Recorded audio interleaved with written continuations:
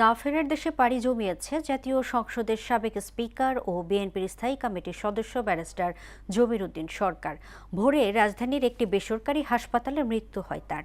বাদ জোহর ধানমন্ডির তাকওয়া মসজিদে প্রথম এবং বিকেল ৫টায় জাতীয় সংসদের দক্ষিণ প্লাজায় জমির উদ্দিন সরকারের দ্বিতীয় জানাজা অনুষ্ঠিত হবে।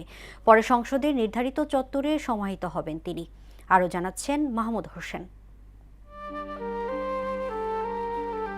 বেশ কয়েকদিন ধরে বার্ধক্যজনিত নানা জটিলতায় ভুগছিলেন জাতীয় সংসদের সাবেক স্পিকার ও বিএনপির স্থায়ী কমিটির সদস্য ব্যারিস্টার জমির উদ্দিন সরকার। চিকিৎসাধীন ছিলেন বাংলাদেশ স্পেশালাইজড হাসপাতালে। রোববার ভোর ৪টায় পাড়ি জমান না ফেরার দেশে। বিএনপির আন্তর্জাতিক বিষয়ক সম্পাদক ব্যারিস্টার নাসির উদ্দিন অসীম তার মৃত্যুর বিষয়টি নিশ্চিত করেন।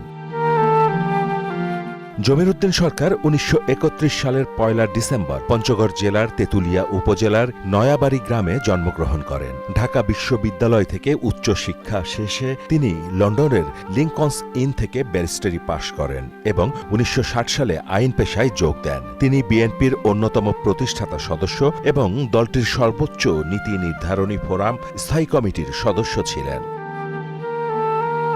দীর্ঘ রাজনৈতিক জীবনে ব্যারিস্টার জমির উদ্দিন জাতীয় সংসদের স্পিকার হিসেবে দায়িত্ব পালন করেন। এছাড়া অধ্যাপক AQM বদরুদ্দোজা চৌধুরী রাষ্ট্রপতির পদ থেকে পদত্যাগের পর তিনি বাংলাদেশের ভারপ্রাপ্ত রাষ্ট্রপতি হিসেবেও দায়িত্ব পালন করেছিলেন। বিভিন্ন মেয়াদে সরকারের গুরুত্বপূর্ণ মন্ত্রণালয়ের দায়িত্ব সামলেছেন জমির উদ্দিন সরকার।